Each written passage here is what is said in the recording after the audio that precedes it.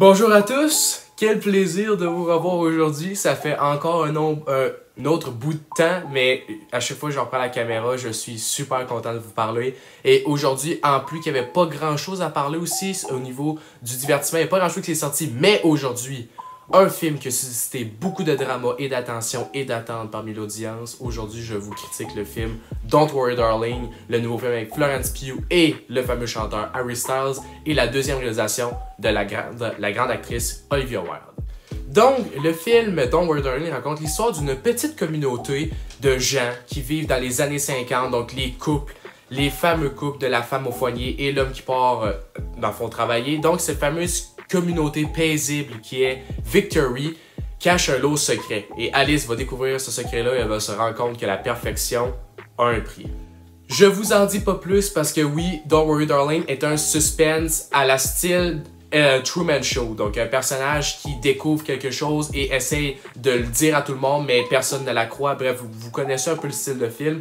Et j'avais énormément d'attentes en ce projet. Les bandes annonces étaient excellentes et Florence Pugh, qui n'est pas cette actrice, c'est une des meilleures actrices de sa génération. J'avais hâte de voir ce qu'elle allait faire. Beaucoup de curiosité au niveau de Harry Styles aussi. Je n'ai jamais vu une réalisation de Olivia Wilde, ce qui veut dire que je n'ai pas vu Booksmart. Donc j'avais très hâte de voir comment elle allait se débrouiller en tant que réalisatrice.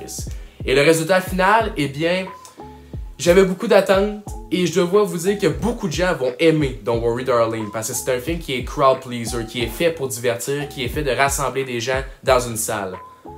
Mais malheureusement, il n'y a pas le statut de film excellent et il va passer assez rapidement dans les oubliettes.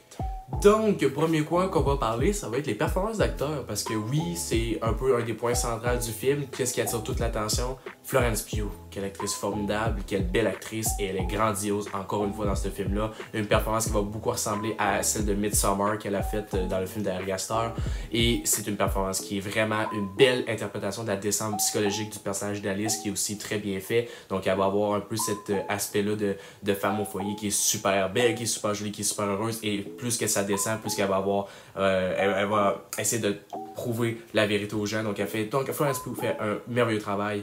Harry Styles, lui, fait quand même un bon boulot, mais beaucoup de gens parlent de la fameuse scène, donc je vous la dirai pas pour pas spoiler, mais il y a une scène où est-ce qu'il se chicane avec Florence Pugh. C'est la première fois qu'il essaie de démontrer ses talents, et oui, il se foire un peu, mais il se rattrape un peu au film du film. Chris Pine, toujours aussi excellent. Olivia Wilde, une très belle, surprenante performance aussi. Donc les acteurs sont top-notch.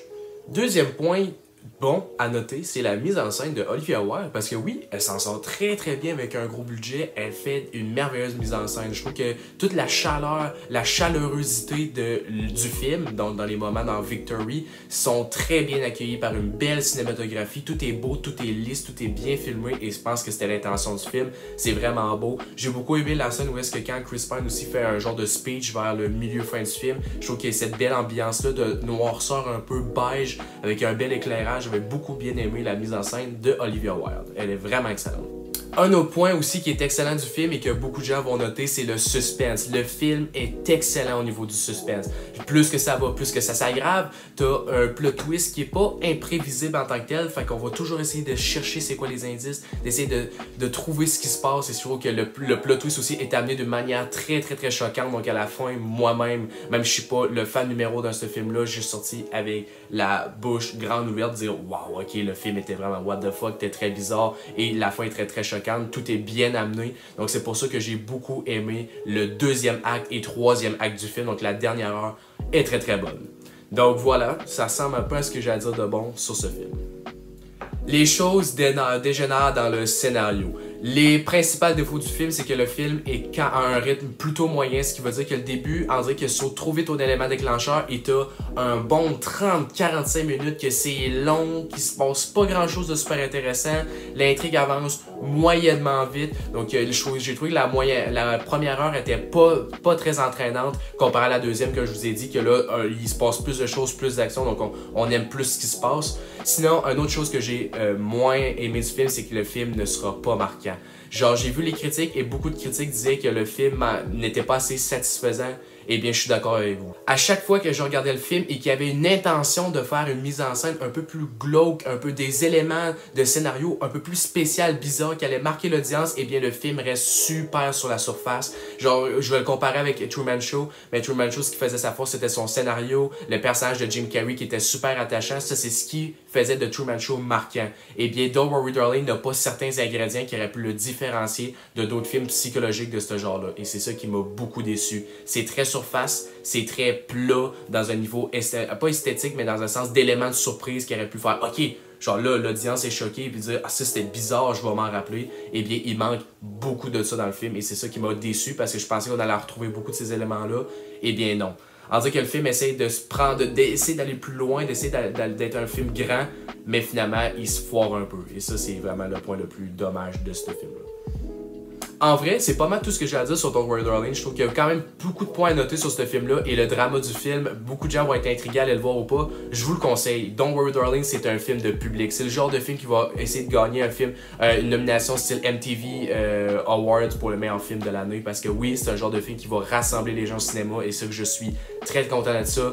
Mais je suis vraiment déçu du film en tant que tel parce que m'attendais à vraiment un des meilleurs films de l'année. Ce n'est pas le cas, mais ça reste qu'on n'enlève pas le fait que Olivia Wilde et son esthétique, ça colle super bien au film. Les performances sont excellentes. Florence Pugh mérite une petite nomination aux Oscars. Après ça, on a un scénario qui s'élève pas autant qu'on aurait voulu, mais quand même, l'histoire en tant que telle, le contexte, le concept du film est excellent. Donc c'est pour ça que je vous conseille Don't Worry Darling si vous voulez un bon divertissement en salle. C'est un bon 3.5 sur 5. Donc allez le voir au cinéma, il est maintenant disponible en salle. I've been waiting for someone like you, someone to challenge me. Like a good girl.